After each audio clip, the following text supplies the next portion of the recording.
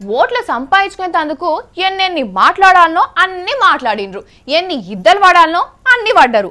అంటే గెలిచిన వాళ్ళంతా పబ్లిక్ దగ్గర నమ్మకం అయితే సంపాదించుకున్నట్టే కదా. ఇక తెలంగాణ ముచ్చడి తీసుకొస్తే కారు గుర్తోళ్ళు పబ్లిక్ నమ్మకం అయితే కమాయించుకుంటారు. మరి చేస్తా అన్న పనులన్నీ చేస్తారా? ఇంతకు పబ్లిక్ ఏమనుకుంటున్నారు ఒకసారి చూద్దామా.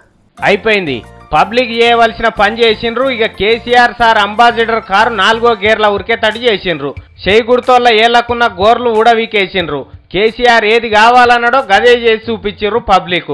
ఒక ఓటు దానికి ఒక ఓటు దీనికి కాదు, 2 ఓట్లు కారు గుర్తు కట్క మీదనే వచ్చిండ్రు. కేసీఆర్ చెప్పినట్టు నాకు 2 ఓట్లే అయిండ్రి, మీకు గివ్వి అన్ని చేస్తా అని చెప్పిండు.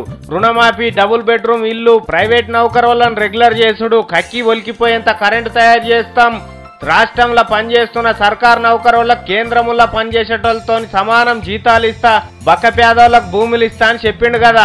ఇంకా చెరువు కుంటలు, ప్రాజెక్టులు కూడా కడతా అన్నాడు కుర్చీలు వేసుకొని కూర్చొని. ఇక ఇవి చేయవలసి ఉన్నది. ఇప్పుడు అగో 10 సీట్లు తక్కువ గెలిచినాము, వాళ్ళతో వీళ్ళతో పొత్తు పెట్టుకుంటే నేను చెప్పినాయని చేయనిస్తారా అని డౌట్ పడవలసిన పని కూడా లేదు.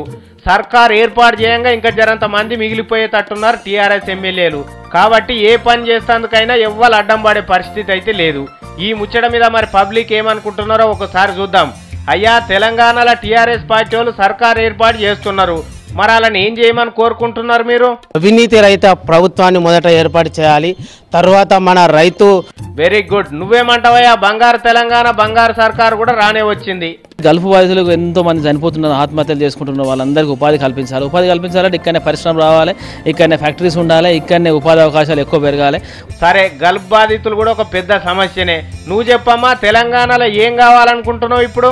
ఎంతో మంది పేద విద్యార్థులకి ఎడ్యుకేషన్, ఫ్రీ ఎడ్యుకేషన్, ఊర్లలో ఇంగ్లీష్ మీడియంస్ స్టార్ట్ చేసి అందరినీ డెవలప్ చేయాలని కోరుకుంటున్నాము. ఆ మాట చెప్పిండు తల్లి కేసీఆర్.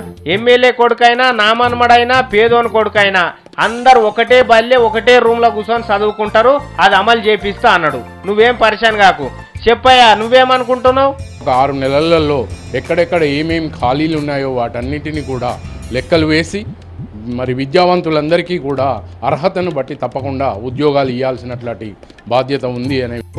ఓకే చెప్పిండు. ఈ మాట కూడా 1,00,000 ఉద్యోగాలు వస్తాయి, ఉన్న ఉద్యోగులకు జీతాలు ఎక్కువ చేస్తా అని కూడా చెప్పిండు కేసీఆర్ సారు. ఇగో ఇది ఇన్నరా పబ్లిక్ ఏమేం కావాలనుకుంటున్నారో.